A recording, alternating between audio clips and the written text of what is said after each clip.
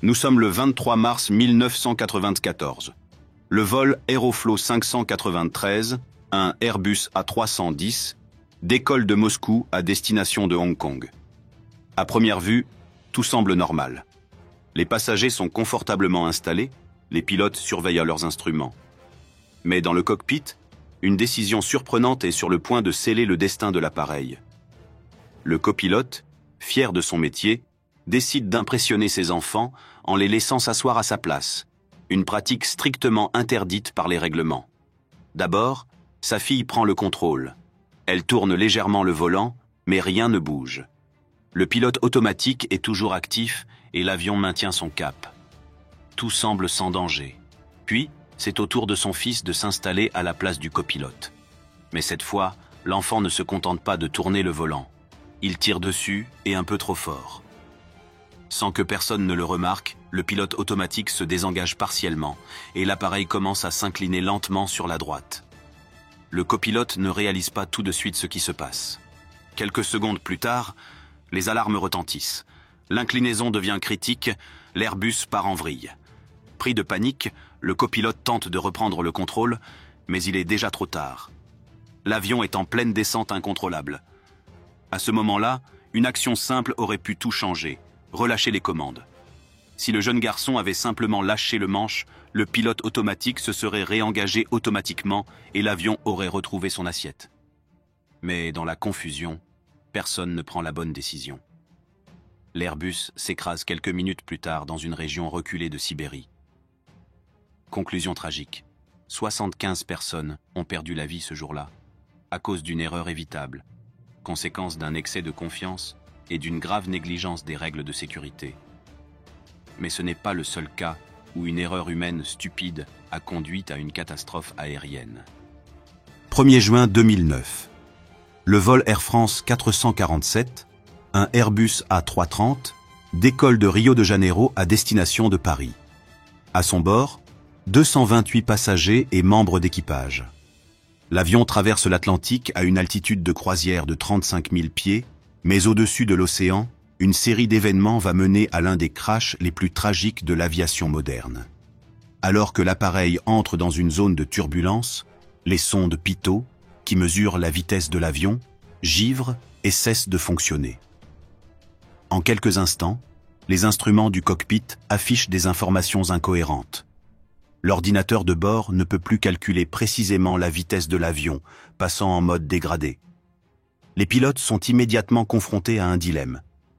Dans une telle situation, la procédure standard est simple, maintenir une assiette neutre et attendre le retour des données fiables. Mais ce n'est pas ce qui va se passer. Le copilote, sous la pression et la confusion, prend une décision fatale. Il tire sur le manche à plusieurs reprises, croyant que l'avion est en descente, alors qu'en réalité, il est en train de monter. L'appareil entre progressivement dans un décrochage, perdant sa portance et commençant à chuter inexorablement vers l'océan. Ce qui est tragique, c'est que l'avion hurlait la réponse au pilote. L'alarme de décrochage retentit sans interruption, signalant clairement le problème. L'avion n'a plus assez de vitesse pour rester en vol. Pourtant, dans la panique, le copilote continue de tirer sur le manche, aggravant la situation. Pendant 3 longues minutes, l'équipage lutte sans comprendre l'origine du problème. Finalement, l'avion touche la surface de l'Atlantique. Aucune des 228 personnes à bord ne survivra. Ce crash met en lumière un problème majeur de formation des pilotes, la perte de contrôle en vol et la gestion du stress en situation de crise. L'erreur humaine est au cœur de cette tragédie. Un geste aussi simple que relâcher le manche et laisser l'avion reprendre de la vitesse aurait suffi à éviter le crash. Malheureusement, la confusion, la panique et l'effet tunnel ont conduit à un drame que personne n'aurait imaginé. Mais ce n'est pas la première fois qu'une simple erreur a entraîné une catastrophe aérienne.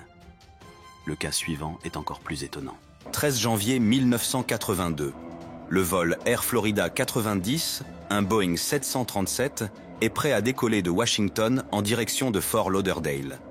La capitale est plongée sous une tempête de neige glaciale et les conditions sont loin d'être idéales. À bord du cockpit, les pilotes s'apprêtent à affronter l'un des plus grands défis de l'aviation hivernale, le givrage.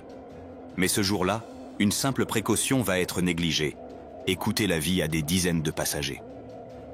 Au sol, les équipes de maintenance s'affairent autour de l'avion. Les procédures de dégivrage sont lancées, mais quelque chose d'essentiel est ignoré. Le capitaine, pressé de quitter l'aéroport, décide de ne pas procéder à un second dégivrage, sous prétexte que cela prendrait trop de temps. Pourtant, la neige continue de tomber, et lentement, une fine couche de glace se forme sur les ailes. Une situation critique pour un avion sur le point de décoller. Lorsque l'appareil s'aligne sur la piste, un détail inquiétant est remarqué par le copilote. Il indique à plusieurs reprises au commandant que quelque chose ne va pas avec les moteurs. Ils ne semblent pas atteindre leur puissance habituelle, mais malgré ces signaux d'alerte, le commandant décide de poursuivre le décollage. Quelques secondes après le décollage, la catastrophe se profile. Les ailes, recouvertes de glace, ne génèrent pas assez de portance. L'avion peine à gagner de l'altitude et commence à perdre de la vitesse dangereusement. L'alarme retentit dans le cockpit, indiquant une perte de portance imminente. Mais il est déjà trop tard. Le Boeing 337 s'écrase dans le fleuve Potomac, au cœur de Washington, tuant la majorité des personnes à bord. L'enquête révélera que la simple décision de ne pas dégivrer l'appareil correctement a été fatale. Ce qui rend cet accident encore plus tragique, c'est que les pilotes avaient à plusieurs reprises discuté du problème sans agir. Un manque de prise de décision qui a transformé un vol de routine en catastrophe nationale.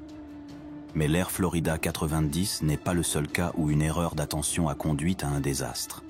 Un autre vol, l'Eastern Airlines 401, en est un exemple tout aussi choquant.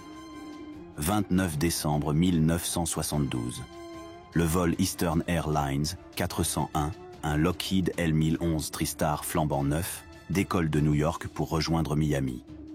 Tout semble se dérouler parfaitement jusqu'à l'approche finale. Alors que l'équipage prépare l'atterrissage, une simple lumière sur le tableau de bord attire leur attention. L'indicateur du train d'atterrissage ne s'allume pas. Un problème mineur, en apparence. Le capitaine décide de détourner toute son attention sur cette petite ampoule qui ne s'allume pas, pensant que le train d'atterrissage n'est peut-être pas correctement sorti. Toute l'équipe du cockpit, absorbée par ce détail, commence à manipuler le tableau de bord, cherchant à comprendre d'où vient le problème. Pendant ce temps, personne ne réalise que l'avion est en train de perdre progressivement de l'altitude. Le pilote automatique, involontairement désengagé, ne maintient plus l'assiette de vol. Dans l'obscurité de la nuit, et sans repère visuel, l'équipage ne se rend pas compte que l'avion est en train de descendre lentement, droit vers le sol. L'alarme de proximité du sol finit par retentir. Mais il est trop tard. L'avion s'écrase dans les Everglades de Floride, causant la mort de plus de 100 passagers. Tout cela à cause d'une simple ampoule grillée et d'un équipage qui a perdu de vue l'essentiel, piloter l'avion. L'enquête révélera plus tard que le train d'atterrissage fonctionnait parfaitement. C'était simplement l'ampoule qui était défectueuse. Une erreur humaine tragique qui a poussé les autorités aériennes à renforcer les protocoles de gestion des distractions dans le cockpit.